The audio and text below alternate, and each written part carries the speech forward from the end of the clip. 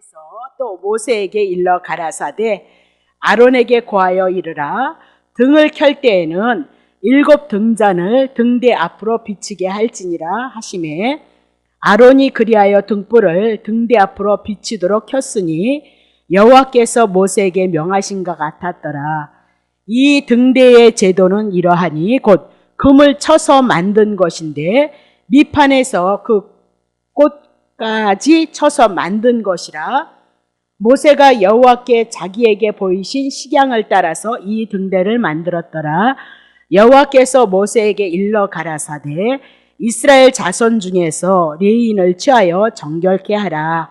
너는 이같이 하여 그들을 정결케 하되 곧 속죄의 물로 그들에게 뿌리고 그들로 그 전신을 삭도를 밀게 하고 그 의복을 빨게 하여서 몸을 정결케 하고 또 그들로 송아지 하나를 번제물로 기름 섞인 고운 가루를 그 소제물로 취하게 하고 그 위에 너는 또 숫상아지 하나를 속죄 제물로 취하고 레위인을 회막 앞에 나오게 하고 이스라엘 자손의 온 회중을 모으고 레위인을 여호와 앞에 나오게 하고 이스라엘 자손으로 그들에게 안수케 한 후에 아론이 이스라엘 자손을 위하여 레위인을 요제로 여호와 앞에 드릴지니 이는 그들로 여호와를 봉사케 하기 위함이라. 레위인으로 숫송아지들이 머리에 안수하게 하고 내가 그 하나는 속죄 제물로 하나는 번제물로 여호와께 드려 레위인을 속죄하고 레위인을 아론과 그 아들들 앞에 세워 여호와께 요제로 드릴지니라. 너는 이같이 이스라엘 자손 중에서 레위인을 구별하여서 그리하면 그들이 내게 속할 것이고 내가 그들을 정결케 하여 요제를 드린 후에 그들이 회막에 들어가서 봉사할 것이니라. 좀 이스라엘 백성들에게 가장 광야 속에서 제일 중요한 것은 뭐냐면 성막이 가장 중심이었다라는 것을 여러분 기억하시고 민수기 7장을 통해서 성막을 향하여서 거룩하게 구별하시고 그리고 12족장을 통해서 날마다 하나님 앞에 제물을 드리겠다 그렇게 얘기를 했죠. 자, 그러면 각 족장들이 예물을 봉헌한 것은 예물을 드려라 그렇게 감사함으로 드려라 그런 것이 아니라 조금 더 깊게 나가면 늘 그들이 제사를 드림으로 말면 양이 죽고 소가 죽고 그랬죠. 그러므로 메시아의 언약을 잊지 말라고 늘 우리를 이스라엘 백성을 향하여서 구약엔 짐승이 죽어서 이스라엘 백성이 용서를 받고 하나님의 언약의 땅 가나안 땅에 들어가듯이 오실 예수 그리스도가 이스라엘 백성을 향해서 그렇게 죽음으로 이스라엘 백성들이 하나님의 언약하신 하나님의 나라에 들어갈 것, 입성할 것을 향해서 그림자로 모형으로 말씀했다 그 얘기죠. 그럼 신약에 와서도 우리도 늘 날마다 일용할 양식의 예수 그리스도가 되어짐으로 말미암아 우리가 잊지 말아야 될 것이 뭐냐면 복음이다. 예수 그리스도를 잊지 말아야 될 것을 말씀하고 있다. 어디까지? 가나안 가기까지 하나님의 나라에 이르기까지다. 그렇게 얘기를 했어요. 근데 지금 이제 민수기 8장에 와서는 그들의 중심이었던 그 성소에 등불을 켜는 거에 대해서 말씀하고 있다. 그렇게 얘기를 하고 있죠. 7장, 8장에 그 등불에 대한 얘기만 하고 있단 말이죠. 그걸 통해서 우리들에게 무엇을 말씀하고 싶은가 한번 봅시다. 자, 8장 1절부터 해 나가죠. 여호와께서 또 모세에게 일러 가라사대 그렇게 얘기를 해요. 그러면 성경에 보면 여호와께서 또 모세에게 이렇게 여호와께서 모세에게 이렇게 나올 때마다 주제가 다른 주제로 바뀌어진다는 것도 여러분이 한번 살펴보시고요. 자, 모세에게 그렇게 얘기했을 때 모세는 율법의 대표자이기도 하지만 모세는 출애굽을 시켰던 누구예요? 지도자이기 때문에 중보자의 역할도 감당하고 예수 그리스도를 향해서 말씀하고 있다. 그렇게 했던 것도 여러분 기억하셔야 되는 거죠. 자, 2절 볼게요. 아론에게 고하여서 이르라. 등을 켤 때에는 7 등잔을 등대 앞으로 비추게 할지니라 하시매 그렇게 얘기를 하고 있는 거죠. 그럼 여호와께서 모세에게 일러 가라사대 그 얘기는 모세가 받은 말씀 그리고 그 받은 말씀을 아론에게 얘기를 하고 있는데 그 근원은 누구예요? 여호와이다. 인간의 생각 속에서 나온 것이 아니다. 그렇게 얘기를 하고 있는 거죠. 중요한 것은 성막 안에는 성소 안에는 창이 없었기 때문에 캄캄하다 그 얘기를 하고 있는 거죠. 그래서 성소 안에서 일을 할 때 레위인이 들어가서 제사장이 들어가서 일을 할 때는 성소가 컴컴하기 때문에 일을 할 수가 없는 거예요. 그래서 거기에다 불을 켜야 되는데 누가 불을 킨다고요? 아론이 불을 켜고 있다 그렇게 얘기를 하고 있어요. 컴컴한 곳에. 그러면 아론 그림은 또 여러분이 풀어야 되는 거야. 대제사장이셨던 누구요? 예수 그리스도가 오셔서 무엇을 킬 거예요? 빛을 비출 것을 우리들에게 말씀하고 있다. 그렇게 보셔야 되는 거죠. 그러니까 여러분들이 이제는 모세가 나오고 아론이 나오면 중보자 예수 그리스도 하셨던 그 일을 모세를 통해서 보셔야 되고, 아론을 통해서 보실 문제는 또 대제사장이 무엇을 했는가. 대제사장 옷 입은 것만 봐도 우리는 무슨 사역을 할 수 있다는 것을 우리는 알 수 있단 말이죠. 자, 그러면 처음 등불을 밝힌 자가 누구냐면 대제사장 아론이다, 그 얘기를 하고, 예수 그리스도 대제사장이셨던 예수 그리스도가 오셔서 빛을 비출 것을 말씀하고 있다, 그렇게 얘기를 하고 있어요. 그러면 성소에서는 이 등불이 꺼지지 않도록 늘 불침번호를 서야 했어요. 그러니까 우리가 옛날에 등자를 켜다 보면 등불에 뭐가 있죠? 심지에 불똥이라는 것이 있어요. 그거 있으면 검게 해서 막 흐려지고 막 지저분해지고 그러잖아요. 그러니까 그 불똥도 그렇게 불이 환해지지 않을까봐 불똥도 이렇게 점검을 해야 되고, 또 등불을 꺼지지 않도록 보존해야 될 것을 말씀하고 있는 거죠. 그러면 아론이 등불을 켜고 그 불이 꺼지지 않는 그 사역을 제사장들이 하고 있다, 그 얘기는 오실 예수 그리스도가 비추는 그 빛은 꺼지지 아니할 것이고 영원에 이를 것을 우리들에게 말씀하고 있다, 그렇게 얘기를 하고 있는 거죠. 그러면 구약의 대제사장 아론과 제사장들이 이 등불을 켜는 이 문제는 언제까지냐? 구약 때까지다, 그렇게 얘기를 하고 있어요. 그건 그림자이기 때문에 실제로 예수 그리스도가 실체가 되어서 오신 이상에는 더 이상 구약의 제사, 성막의 제사, 짐승의 제사가 필요 없었던 것을 여러분이 기억하시면서 실체 대신 예수 그리스도가 올 때까지만 구약에는 이 불을 켰다는 것을 여러분이 기억하셔야 되겠죠. 그렇죠? 자, 그러면 3절 보겠습니다. 자, 아론이 그리하여서 등불을 등대 앞에 비추었도다. 예. 자, 등대 앞으로 2절에도 등대 앞으로 비치게 할지니 하심에 3절 아론이 그리하여서 등불을 등대 앞에 비치도록 켰으니 여호와께서 모세에게 명하신 것 같이 그 말씀대로 뭐라 그랬죠? 등대 앞으로 비쳤다, 그 얘기죠. 그럼 우리가 성소에서 우리가 늘 봤잖아요. 여기가 성소라 그러면 여기가 등대고 여기가 떡상이고 지성소 앞에 여기가 향단 기도의 향이 있었다, 여러분 기억하시죠? 그러면 여기 등대에서 어디를 비치래? 등대 앞을 비치라, 이렇게 얘기하면 여기 떡상을 비치라, 그렇게 얘기를 하고 있어요. 그러면 이 떡상을 보이게끔 비치라, 그렇게 빛 대신 예수 그리스도가 떡상을 비치거든요. 그럼 떡상에는 이스라엘 12지파, 이스라엘 백성을 상징하는 뭐가 있었죠? 12개의 떡이 있었다, 그렇게 얘기를 하고 있죠. 그러면 이 등대의 빛이 누구를 비칠 거예요? 지금 광야를 향하여 가나안 땅을 향하여서 가는 그들에게 이스라엘 12지파를 향하여서 빛이 되어줄 것을 말씀하고 있다, 그렇게 얘기를 하고 있죠. 그러면 이 떡상은 또 누구를 얘기했겠어요? 이스라엘 백성들이 먹어야 될 양식 예수 그리스도에 대해서 말씀하고 있다, 그렇게 얘기를 했어요. 이 빛이 아니면 이스라엘 백성들이 빛으로 인도함을 못 받고 광야에서 가나안 땅으로 인도함을 받지 못할 것을 말씀하고, 그들이 가면서 떡상 되시는 예수가 하늘에서 만나가 떨어진 예수 그리스도가 아니면은 그들은 하나님의 나라, 하나님의 은혜를 입지 못할 것을 말씀하고 있다, 그렇게 얘기를 하고 있는 거죠. 그래서 12덩이의 떡, 그들을 비춤으로 말미암아, 그렇다면 신약에 와서는 하나님의 택한 백성을 향해서 비추실 것을 우리들에게 이미 나도 예언하고 있다, 그렇게 얘기를 하죠. 자, 고린도후서 4장 6절 보세요. 어두운 데서 빛이 비치리라 하시던 그 하나님께서 그랬죠. 그러면 우리 창세기 1장 2절에 처음에 하나님이 천지를 창조했을 때 공허하고 흑암이 깊었던 것 여러분 기억하시죠? 그리고 1장 3절에 빛이 있으라 하심에 빛이 비춰졌던 것 기억하시죠? 그건 그림자라 그랬어요. 예수 그리스도가 제약된 세상을 향해서 오실 것을 말씀하고, 아니 천지를 창조했는데 왜 처음부터 어둠에 대한 세계를 이야기하고 있느냐? 또 거슬려 올라가면 되죠.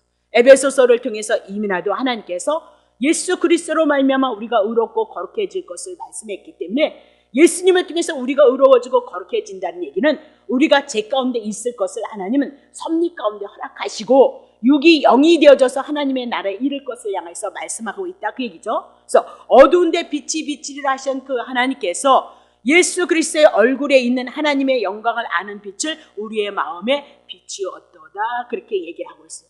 그러면 등대에 되시는 그분이 곧 누구예요? 그리스도가 되실 것을 말씀하고, 광야를 향하여서 가나안 땅에 가실 빛이 되어줄 것을 말씀하고, 신약에 우리들에게 빛이 되어줄 것을 말씀하고 그 얘기입니다. 자, 중요한 것은 하나님께서는 하나님의 영광을 아는 빛이 누구 안에 있대요? 예수 그리스도예요. 그래서 여러분이 신구약을 통해서 예수 그리스도를 알지 못하면 하나님을 온전히 알 수가 없어요. 예수 그리스도 한 분을 통해서 하나님이 사랑이시라는 그 사랑의 대주제가 모든 성경을 통해서 우리들에게 나와야 될 것을 말씀합니다. 그렇게 얘기를 하고 있는 거죠. 그러면 하나님께서는 이스라엘 백성 애굽에서 출애굽한 것으로 끝난 것이 아니라 하나님의 언약을 향하여서 그들에게 빛이 되어줄 것을 향해서 지금 말씀해 나가고, 약속의 땅에 이를 것을 향해서 말씀하고 있으니까, 신약의 광야인 우리에게도 끝까지 하나님의 나라에 이르고 하나님의 은혜에 이를 수 있도록 예수 그리스도가 우리들에게 빛이 되어줄 것을 이미라도 말씀하시고 그 말씀이 이루어졌다, 그렇게 얘기를 하고 있죠. 자, 등대 앞에 배치되어졌던 이스라엘들이, 백성들이 먹어야 할 그 떡상이 있었던 거 여러분 기억하시죠? 그 떡상이 누굴 얘기하느냐? 요한복음 1장 4절. 예수 그리스도 안에는 생명 그랬습니다. 그러면 우리는 누구예요? 예수가 생명으로 왔다면 우리는 이미 나도 죽은 자다, 죄 가운데 허물 가운데 죽은 자다, 그 얘기죠. 그래서 그분이 생명으로 왔으니, 예수 그리스도 안에 생명이 있었으니 이 생명은 사람들에게 빛이 되어줄 것을 말씀하고 있다. 우리 안에게 죽었던 자가 생산 생명이 되어질 빛을 우리들에게 말씀하고 있는데, 그분이 누구냐? 예수 그리스도이다, 그 얘기입니다. 자, 요한복음 3장 19절. 정제는 이것인데 곧 빛이 세상에 왔을 때 그랬습니다. 사람들이 자기의 행위가 악함으로 빛보다 어둠을 더 사랑한 것이라. 하나님이 정죄하는 것은 무엇이냐면 너네들 죄인이야, 그렇게 얘기하는 것은 빛, 예수 그리스도가 이 세상에 왔다는 거예요. 근데 사람들이 죄 가운데 있기 때문에 자기의 행위가 악함으로 말미암아 빛보다 어둠을 더 좋아해서 오신 예수 그리스도를 어떻게 죽여요. 자, 이 얘기는 곧 요한복음 16장을 통해서 죄가 무엇이래요? 우리가 정죄당하는 건 예수를 믿지 않는 것이 죄다, 그렇게 얘기를 하고 있어요. 그러면 진짜 빛으로 오신 예수 그리스도를 영접하지 않는 그들이 누구예요? 어둠이다, 그렇게 얘기하고, 왜 예수 그리스도를 쫓지 않느냐, 영접하지 않느냐? 그들이 어둠을 더 사랑하기 때문이다. 그러니까 요한복음을 통해서 세례 요한이 몽학선생처럼 예수 그리스도를 증거했을지라도 세례 요한은 어떻게 죽임을 당하더라, 그렇게 얘기를 하죠. 바리새인과 서기관 장로들을 향하여서 결국은 예수 그리스도가 어둠에 의해서 어떻게 십자가에 올라가고 있다, 그 얘기를 하고 있는 거죠. 근데 그런 것도 예수님은 죄인을 향해서 십자가에 올라가시는 그것으로 당신의 사명을 가지고 왔으니까 그것도 뭐라고요? 섭니다, 그렇게 얘기를 하고 있어요. 그러니까 어떤 한 사건을 향해서 딱 정죄에 머무르는 것이 아니라 그것을 통해서 하나님의 택한 백성은 반드시 섭리가 있다는 것을 볼 수 있는 눈이 열어져야 된다. 그 자리에서 멈추지 말라. 아픔이든 고난이든 괴로움이든 즐거움이든 하나님의 뜻을 향한 섭리 가운데 분명히 있다. 그 섭리가 굉장히 중요해요. 왜냐면 에베소서를 통해서 창세전의 언약서부터 섭리가 이루어지잖아요. 우리가 제 안에 있어서 예수 그리스도로 말미암아 거룩해 해주고 의로워지고 흠이 없이 건져질 것을 말씀하고 있는데, 섭리를 풀지 않으면 어디든지 성경이 그 말씀의 그 문자 그 자리에 서 있다, 그렇게 얘기를 하고 있어요. 그러면 넓게 깊게 우리가 그리스도를 볼 수 있는 눈이 없다, 그 얘기를 하고 있는 거죠. 자, 요한복음 12장 36절. 너희에게 아직 빛이 있을 동안에, 예수 그리스도가 사역을 할 동안에 빛을 믿어, 예수 그리스도를 믿어. 그리하면 빛의 아들이 되리라. 예수께서 이 말씀을 하시고 저희를 떠나서 숨으셨느니라, 그렇게 얘기를 하고 있어요. 왜 이러냐? 예수님이 이적과 기적을 뭐 했죠? 오병이의 이적과 기적, 떡 먹는 문제로 많은 사람이 쫓아왔어요. 그러니까 떡 달라고 오는 거예요. 병 고쳐달라고 오는 거예요. 그러니까 나는 떡 주게, 세상에 떡을 주러 온 사람이 아니야. 나는 세상에 병을 고쳐주러 온 사람이 아니야. 그렇게 얘기하면서 숨으셨던 것을 여러분 기억하셔야 돼요. 그것은 무엇을 우리들에게 말씀하고 있느냐를 여러분이 붙잡으셔야 되는데, 지금도 얼마나 많은 사람들이 성경을 문자로 보느냐. 저도 그렇게 봤고요. 그래서 목숨을 걸었던 거고, 뭐 능력 준다는데 뭐 해보자 했던 것. 근데 그게 아니라고요. 그것을 통해서 영적인 의미를 담고 있어요. 늘 얘기하지만 구약의 이스라엘 백성들은 실제적인 사건이에요. 가나안 땅도 실제적인 사건이고요. 광야도 실제적인 사건이라고요. 근데 그건 육을 들어서 무슨 세계, 하나님의 세계, 영적인 세계, 예수 그리스도의 세계를 말씀하고 있다는 사실을 여러분이 놓치시면 안 돼요. 영적인 이스라엘을 통해서 육적인 이스라엘을 통해서 영적인 이스라엘 여러분과 나를 향해서 영의 일을, 요한복음을 통해서 영의 일을, 하늘의 일을 말하고 싶어하는 것을 여러분이 놓치시면 안 된다, 그 얘기를 하고 있는 거죠. 여기에 여러분이 머물러야 성경이 무엇을 말씀하고 있다는 것을 여러분이 분별할 수 있단 말이죠. 자, 그러면 광야에서도 가나안 땅을 향하여서 약속의 땅을 가는 데가 있어서 반드시 뭐가 필요하다고요? 빛이 필요하기 때문에 등대에 대한 얘기를 해나가고 있어요. 그러면 신약에 와서도 우리가 하나님의 나라에 이르기까지 우리들의 신앙생활을 해나갈 때 우리에게 뭐가 필요하다고요? 빛이신 예수 그리스도가 우리들에게 반드시 필요함을 우리들에게 말씀하고 있다, 그 얘기죠. 그러면 광야는 이 세상을 상징하고 있다, 그렇게 하고, 광야를 향해서 구원에 이르기까지는 우리들에게 빛이 필요하다, 등대가 필요하다, 그렇게 얘기를 하고, 그러면 가나안을 향해서 그들이 갔을 땐 더 이상 계시록을 통해서 우리가 이 광야를 거쳐서 구원에 이르고 하나님의 나라에 이르면 그때는 빛이 필요 없는 거죠. 자, 계시록 21장 23절. 그 성은, 에루살렘의 성은 하나님의 나라를 얘기하는데 해나 달의 비침이 쓸데없다는 거죠. 이는 하나님의 영광 자체가 빛이니까, 빛이고 어린 양이 그 등이 되셨습니다.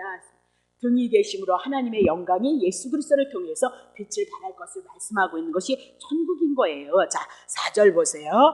만국이 그 빛으로, 그 빛 가운데 유대인이든 이방인이든 간에 하나님의 택한 백성들이 그 가운데, 에루살렘의 빛 가운데서 돌아다니고 있어요. 다니고 땅의 왕들이 자기의 영광을 했어요. 자기의 영광이 뭐냐? 예수 그리스도를 믿었던 그 하나님의 영광을 가지고 어디로 들어온다고요? 예, 하나님의 나라에 들어올 것을 말씀하시고, 하나님의 나라에는 등이 필요 없다, 그렇게 얘기고, 하나님의 영광 예수 그리스도가 빛이 되실 것을 우리들에게 말씀하고 있다, 그렇게.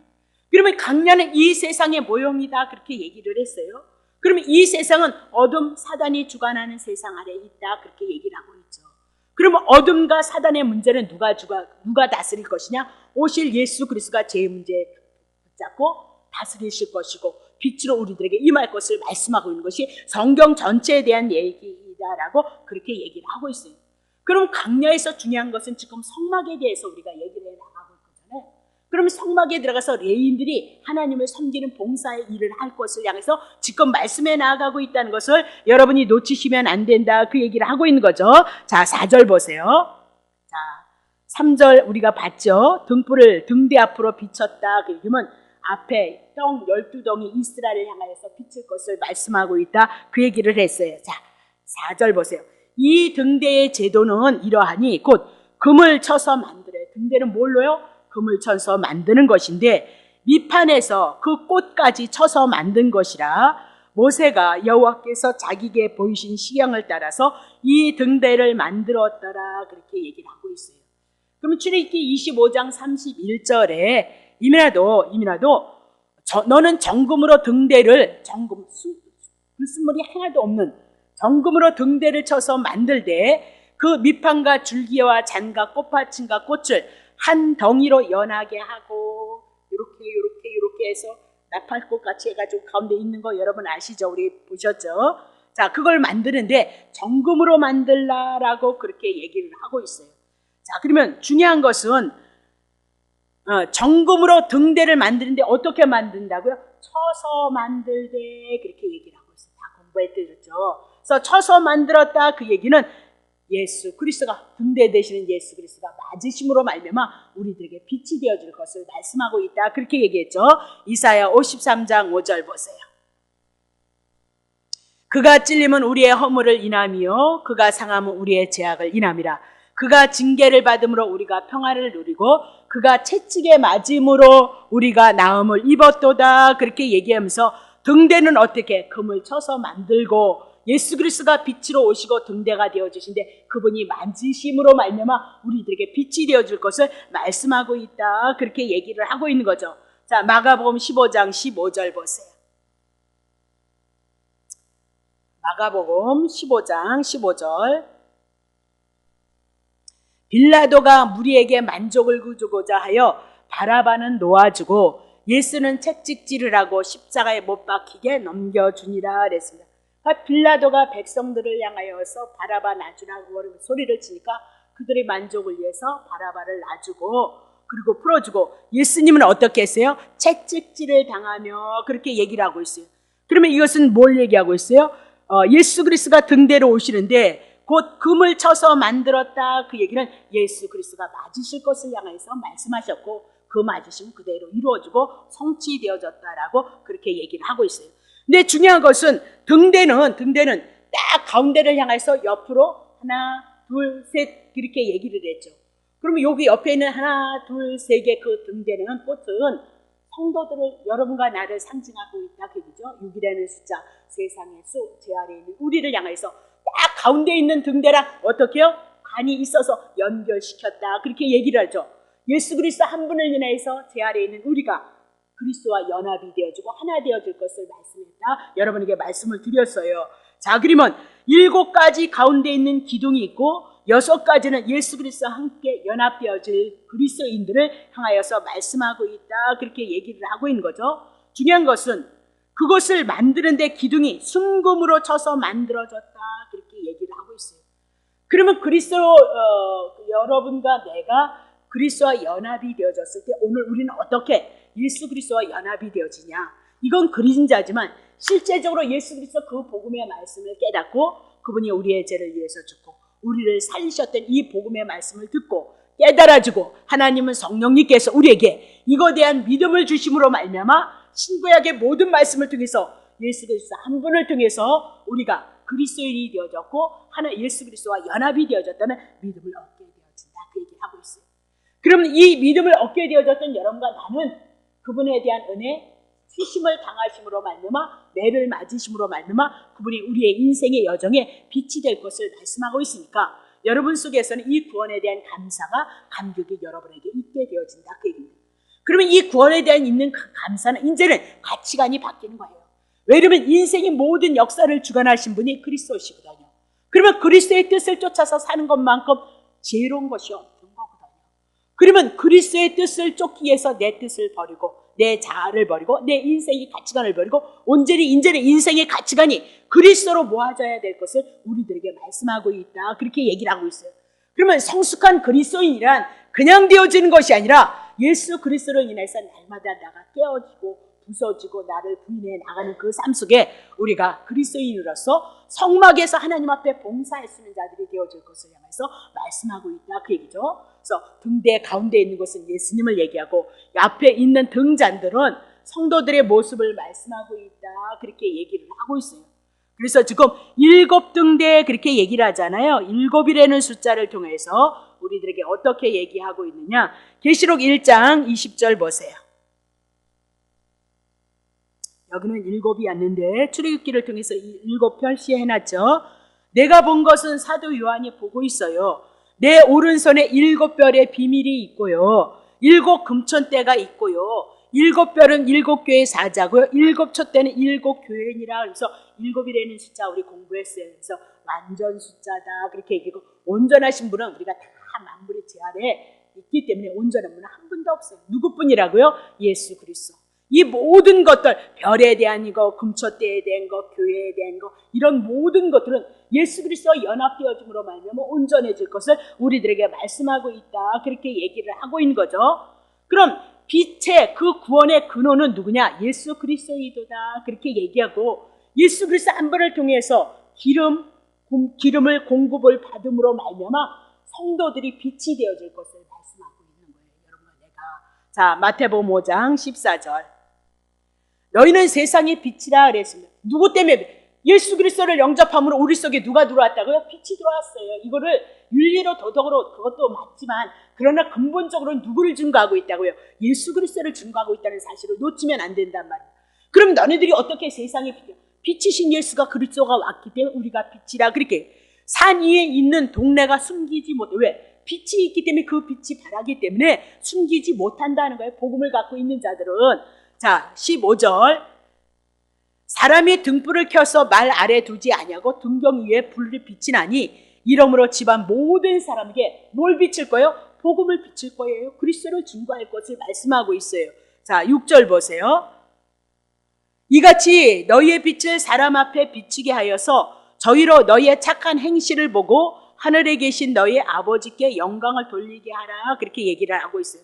근데 왜 소금이 안 나왔어요? 자, 어디 보죠? 14절서부터 다시 쳐봐요. 예, 15절이요. 예, 너희는 세상의 소금이다 건너뛰었구만요. 세상의 소금이다 그렇게 얘기를 했어요. 소금은 막 부패된 데서 뭐 이게 예, 그것도 맞는 얘기인데 누구 증거한다고요? 예수님. 그래서 제가 풀어드렸을 것 같은데 마태복음 소금은 소금의 언약을 얘기하고 있어요. 세상의 소금이니 이러면서 소금 언약을 향해서 구약 성경이 많이 하는데 민수기를 통해서 나올 거니까 그냥 넘어갈게요. 세상이 소금이다 그렇게. 그러면 세상에 비친 우리는 예수 그리스도가 빛이었던 것처럼 소금 언약은 뭐예요? 영원히 변치 않을 것을 말씀하고 있어요. 영원 불변으로 누가 오실 것이라고요? 예수 그리스도. 그래서 우리가 소금의 언약을 갖고 있는 자들이다. 근데 그 맛을 잃으면, 언약을 잃어버리면, 복음을 잃어버리면 무엇으로 우리가 짜게 하려요? 그러면서 오히려 이 복음의 빛을 갖지 않고 비추지 않으면 사단에게 지배를 받을 것을 말씀하고 있단 말이죠. 그러니까 복음을 붙잡는 것이 얼마나 중요하고 내가 빛이신 예수가 왔으므로 어찌든지 나는 빛이다 그렇게 얘기를 하고 있다고요. 다시 볼게요. 그러면 에베소서 5장 8절부터 9절. 너희가 전에는 어둠이었는데 이제는 주 안에서 빛이라. 빛의 자녀들처럼 행해라. 그렇게 얘기를 해요. 빛의 자녀들처럼 행하라. 9절. 빛의 열매는 모든 착함과 의로움과 진실함에 있느니라 라고 그렇게 얘기하면서 그리스도를 통하여서 그리스도가 내 안에 들어왔으면 성령님의 인도하심은 어디로 와요? 우리의 행위까지도 선함으로 나오게끔 되어져 있다. 그 얘기를 하고 있죠. 그렇다고 우리가 내 행위가 나쁜 것이 있으므로 내가 구원을 못 받는 그런 얘기가 아니에요. 그런 얘기가 아니고 우리는 그런 존재다. 그렇게 얘기를 해요.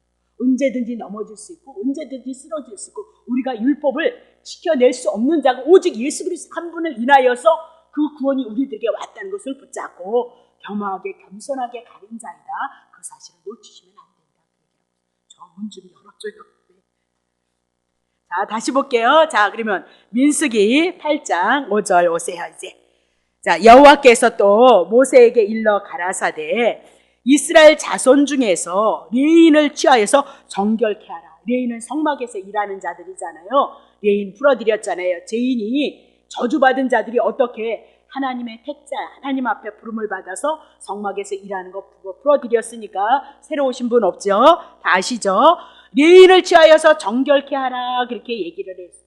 그러니까 레인은 하나님 앞에 부름을 받은 여러분과 나는 특별히 뭘 해야 돼요? 정결케 되어져야 하나님의 성막에서 일을 할 수 있다 그렇게 얘기를 해요. 그러니까 정결케 하라는 그 말씀이 얼마나 많이 있는지 몰라요. 자, 6절 보세요. 6절 했죠. 정결케 하라. 7절 보세요. 너는 이같이 하여 레인을 정결케 하되 그렇게 얘기를 하고 끝에도 그 의복을 빨게 하며 몸을 정결케 하고 깨끗게 하는 것을 강조를 하고 있어요. 자, 다시 보세요. 15절 보세요. 내가 그들을 레인들을 정결케 하여 하면서 정결케가 나오고 있거든요. 자, 여러분들이 성경을 보면서 그렇게 이제 눈을 뜨셔야 돼요. 자, 21절 보세요. 레인이 이에서 죄에서 스스로 어떻게 해요? 깨끗해야 하고 또 끝에 가서 정결케 하고 그렇게 정결을 얘기를 하더란 말이죠. 그리고 두 번째는 뭐냐면요. 자, 봉사하라 그런 얘기가 많이 나오거든요. 11절 보세요. 레인이 성막에서 일하는 것을 봉사로 얘기하는데 보세요. 아론이 이스라엘 자손을 위하여 레인을 요제로 여호와 앞에 드릴지니 이는 그들로 여호와를 어떻게 봉사케 하기 위함이다. 레인은 정결케 하고 그 다음에 뭐 한다고요? 봉사한다. 거룩하게 여러분과 나도 어떻게요? 정결케 되어져서 여러분들이 교회에 와서 하나님의 일을 도모하고 여러분의 삶 속에서 주님의 일을 봉사한다 그 얘기인데 자 15절 보세요. 내가 그들을 정결케 하여서 요제로 드린 후에 그들이 해막에 들어가서 봉사할 것이다 그렇게 얘기를 하네요. 자 다시 19절 내가 이스라엘 자손 중에서 레인을 취하여 그들과 아론과 그 아들들에게 선물을 줘서 그들로 해막에서 이스라엘 자손을 대신하여 봉사케 하며 그렇게 얘기를 하네요. 봉사 그렇게 얘기를 해요. 22절 보세요. 후에 레인이 해막에 들어가서 아론과 아들들의 앞에서 봉사하니라. 24절 레인이 이같이 할지니 곧 25세 이상으로 해막에 돌아와서 봉사의 일을 할 것이고 25절 50세부터 그 일을 쉬어 봉사하지 아니할 것이라면서 봉사에 대한 얘기를 하고 있어요. 그러면 레위는 하나님의 성막에서 일하는 우리를 말씀하고 있는 거죠. 그들은 누구래요? 정결케 한 다음에 하나님의 집에서 봉사할 것을 말씀하고 있다. 그렇게 얘기를 하고 있어요. 그러면 이스라엘 백성 레위인을 향해서 왜 정결하게 해야 되냐? 자, 11절 보세요. 11절. 아론이 이스라엘 자손을 위하여 레위인을 요제로 여호와 앞에 드릴지니 이는 그들로 여호와를 봉사하게 하기 위해서는 반드시 정결해져야 될 것을 말씀하고 있다. 그렇게 얘기를 하고 있어요. 다시 볼게요. 15절. 내가 그들을 정결케 하여 요제로 드리니 그들이 회막에 들어가서 봉사할 것이라. 그렇게 얘기를 하고 있어요. 그러면 하나님의 성막에서 봉사하는 자는 반드시 어떻게 해요? 성결해져야 된다. 깨끗해야지만 하나님 앞에서 봉사를 할 수 있다. 그 얘기를 하고 있어요. 그러면 왜 그래야 되냐? 하나님은 거룩하신 분이기 때문에 하나님의 임재 장소인 성수에서 부정함을 입고서는 하나님 앞에 봉사할 수 없음을 말씀하고 있다라고 그렇게 얘기를 하고 있는 거죠. 그러면 원래는 이스라엘 백성들이 이스라엘 민족을 향해서 대신하여서 하나님의 성막에서 일을 하는 거죠. 이스라엘 60만 명이 다 하나님의 성막에서 일을 할 수 없으니까 하나님께서 레위인을 대신 부르셔서 이스라엘을 대표로 해서 성막에서 일을 했던 거고, 레위인이 성막에서 일을 하는 것, 그 누구를 향한 거야? 이스라엘이 하나님을 섬기는 그 일을 대표로 하고 있다. 그렇게 얘기를 하고 있는 거죠. 그러면 이렇게 레위인을 대신해서 성막을 섬기고 성막에서 봉사일을 했고, 두 번째는 이스라엘 백성들이 죄를 지면 그 죄를 어떻게 해요? 전제단에서 죽여서 각을 떠서 그리고 성막에서 일을 하는 일을 제사함을 받게 하는 일을 한 것이 레위인들의 직임이다라고 그렇게 얘기를 하고 있는 거죠. 자, 민수기 8장 7절 보세요.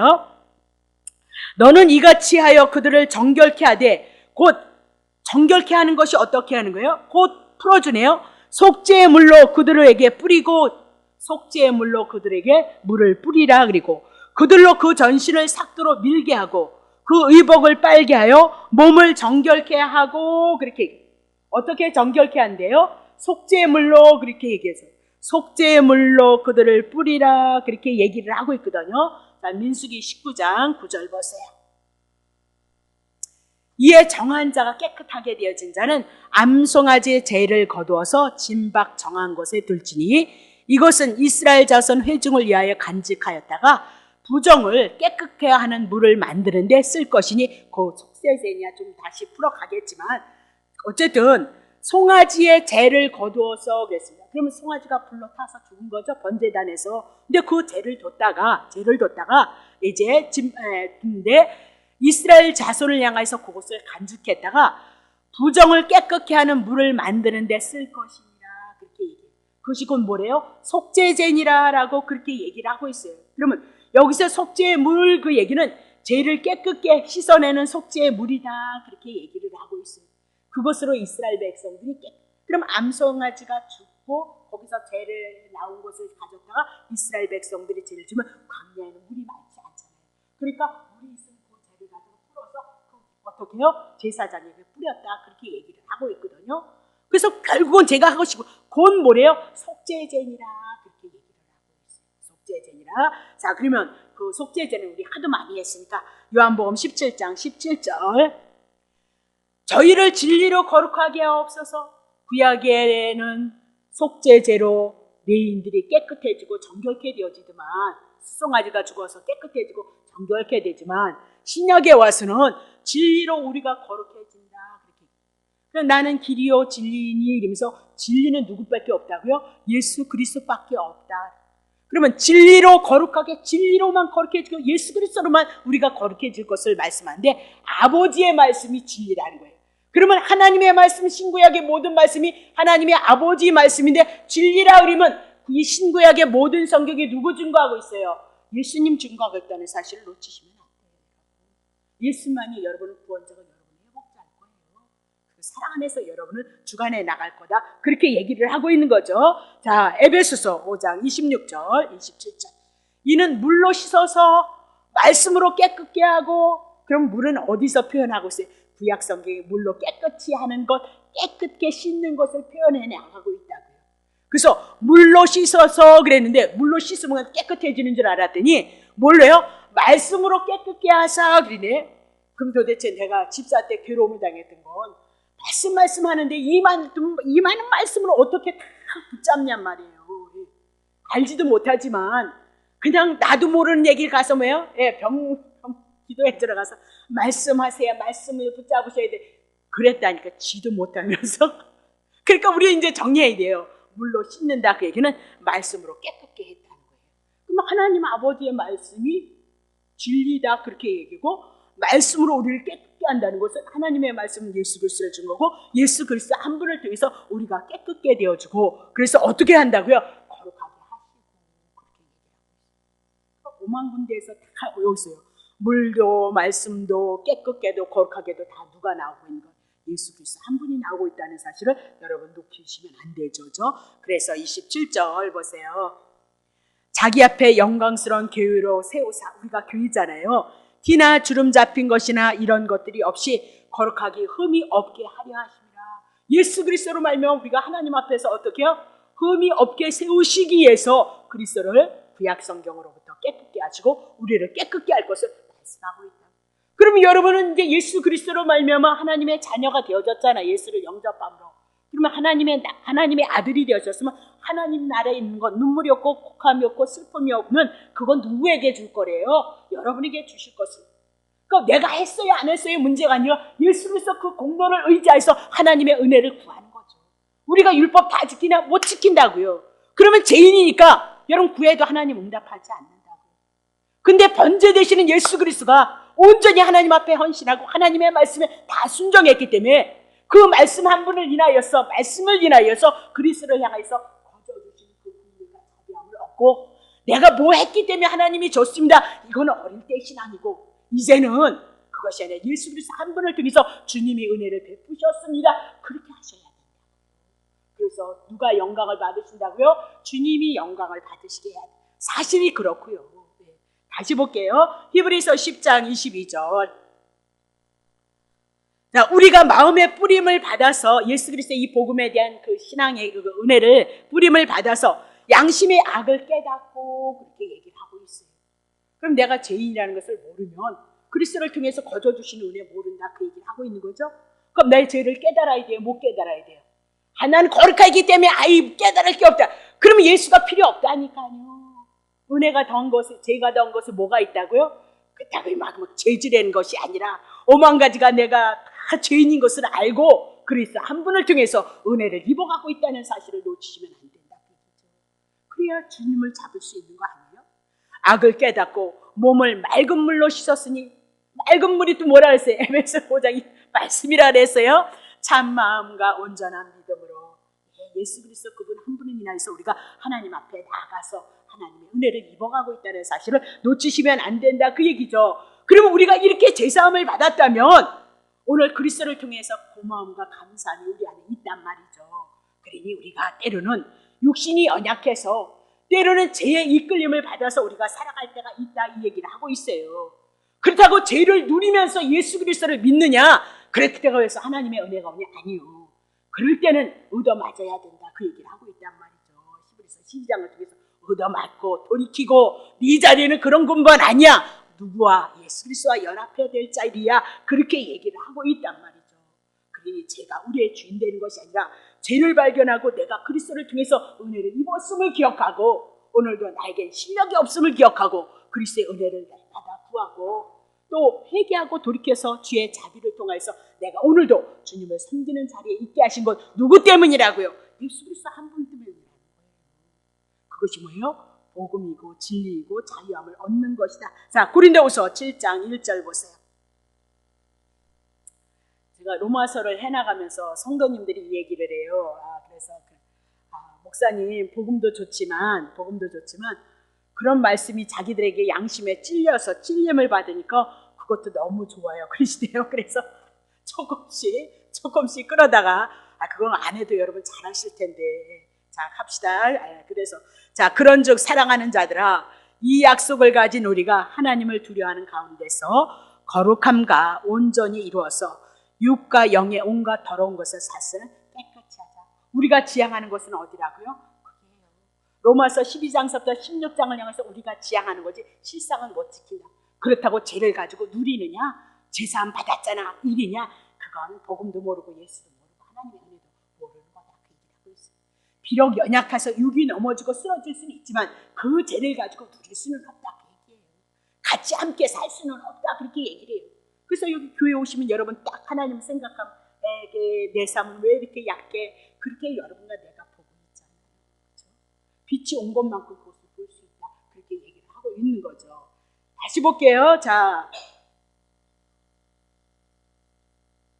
거기까지는 해야 되겠네요. 자, 다시 보세요. 레위기 민수기 8장 7절 보세요. 다시 보세요. 너는 이같이 하여 그들을 정결케 하되 속죄의 물로 그들에게 뿌렸어요. 거기까지 했어요. 그들로 그 전신을 삭도로 밀게 하라 그렇게 하고요. 의복을 빨게 하고 몸을 정결케 하고 이건 뭐예요? 깨끗게 되어지고 죄사함에 대한 문제거든요. 근데 중요한 것은 전신을 삭도로 밀게 하라 그렇게 얘기를 해요. 자, 레위기 14장 8절부터 9절 보세요. 그거 풀어요. 정결함을 받은 자는 문둥병자예요. 문둥병자가 정결하게 되어졌을 때 레위기 14장 그 옷을 빨고 깨끗해졌다는 것을 표현하는 거예요. 그 모든 털을 밀고 그랬습니다. 왜 그랬어요? 문둥병이 있기 때문에 몸에서 이렇게 몸에 털이 있기 때문에 이거 털을 밀라 그 얘기죠. 깨끗해졌다 그 얘기죠. 물로 몸을 씻을 것이라 그리면 정하리라. 그 후에 진에 들어올 것이나 자기의 장막 밖에 7일을 거할 것이요. 9절 7일 만에 그 모든 털을 밀되 머리털과 수염과 눈썹을 다 밀고 그 옷을 빨고 몸을 물에 씻을 것이라 그리하면 정하리라 그렇게 얘기하죠. 그럼 온몸을 삭도로 미는 행위는 문둥병에서 치료되어졌다, 깨끗게 되어졌다 그것을 표현하고 있다 그렇게 얘기를 하고 있어요. 그러면 이스라엘 백성들이 성막에서 일을 해나가기 위해서는 그들이 어떻게 속죄물로 속죄제로 깨끗게 되어지고 그들에게 뭘 밀래요? 삭도로 전신을 밀라 털을 밀라 문둥병에서 죄에서 깨끗해지고 그렇게 되어졌다 그것을 표현하고 의복을 빨게 하라 몸을 정결케 하라 그런 모든 것도 깨끗게 되어진 제사함에 대한 문제로 풀어야 된다. 또 그거 문자로 가서 오늘 옷을 가서 뽀하는 사람 없으시죠? 네, 그렇게 네. 그러니까 그렇게 단어를 이제는 그렇게 보셔야 된단 말입니다. 자, 그러면 한 가지만 더 해요. 자, 그렇게 해야 정리가 돼요. 자, 8절 보세요. 그들로 아니요. 자, 민수기 8장 8절. 자, 8장. 또 그들로 중요한 거예요. 결론 내릴게요. 숫성아지 하나를 번제물로 기름 섞인 고운 가루를 소제물로 취하게 하고 그 위에 너는 또 숫성아지 하나를 속죄제물로 취하라 그렇게 얘기를 하고 있네요. 그럼 레위인들이 여호와 앞에 봉사할 수 있게 되어진 것들은 그들이 어떻게 해서 거룩해져서 하나님 앞에 봉사할 수 있었냐? 번제 때문이다. 소제 때문이다. 그리고 속죄제 때문에 그들이 하나님의 성막에서 봉사할 수 있었다 그렇게 얘기를 하고 이건 뭐 더 이상 얘기할 것도 없죠. 이건 다 누구 때문이라고요? 예수 그리스도를 예시하고 있다. 그럼 여러분과 내가 십계명 지키지 못하는데 죄인인데 오늘도 와서 하나님의 나라를 위해서 예배를 위해서 여러분 열심히 수고해줬단 말이죠. 그러면 하나님의 성막에서 하나님의 성전에서 일을 하는 건 누구 때문이라고요? 예수 그리스도 때문에 여러분들이 오셔서 하나님 앞에 헌신하고 봉사할 수 있었다라고 그렇게 얘기를 하고 있는 거예요. 자, 그러면 여기 번제에 대한 얘기죠 오늘. 자, 한번 할게요. 마태복음 5장 17절 18절 거기다 번제에다 쓰세요. 마태복음 5장 17절 예. 번제에 대한 얘기를 제가 이제 오늘 설교하다 생각이 났어요. 자, 내가 율법이나 선지자나 폐허라는 줄 생각하지 마. 구약 성경 당신이 완성하라 1.1억도 안 틀리고 말라 폐하러 온 것 아니고 완전케 했다 그러죠. 온전히 그분이 다 이뤘어요. 하나도 틀림없이 구약 성경을 이뤘는데 18절 진실로 너희에게 이르는 천지가 없어지기 전에 율법의 1.1억도 구약 성경은 이래기도 반드시 없어지지 아니하고 다 이루리라. 그러니까 다 이루리가 요한복음 19장 30절을 통해서 예수님이 십자가를 지시고 부활하심으로 승천하심으로 그것이 다 어디에 있었던 거예요? 구약 성경에 있었다 그 얘기를 하고 있어요. 그래서 번제에 예수 그리스도가 율법 다 이뤘어요. 아니 그분이 죽으신 것도 우리를 위함이요. 살으신 것도 우리를 에베소서를 통해서 일으키신 것도 우리를 위함이요. 아니 요한이 보니까 지금 생명의 위협을 당하고 있는 계시록을 통해서 핍박을 받는 초대교회를 향해서 사도 요한이 14만 4천이 어디 가세요? 주님을 구원받아서 찬양을 하고 자기의 모습을 갖다 하고 있는 거잖아요.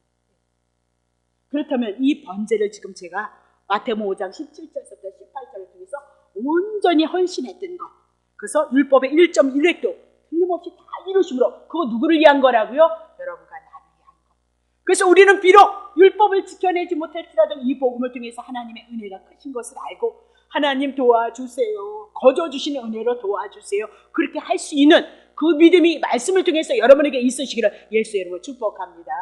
그래서 날마다 긍휼을 구하고 자비를 구하심으로 넉넉히 주셔서 하나님이 하셨구나, 주님이 하셨구나, 그것 가지고 주님을 높이고 주님을 의지하고 주님을 소망하는 그 믿음 가운데 있기를 원하시는 것이 주님의 마음이고 그분은 하나님이시다는 것을 꼭 기억하시기를 예수 이름으로 축복합니다.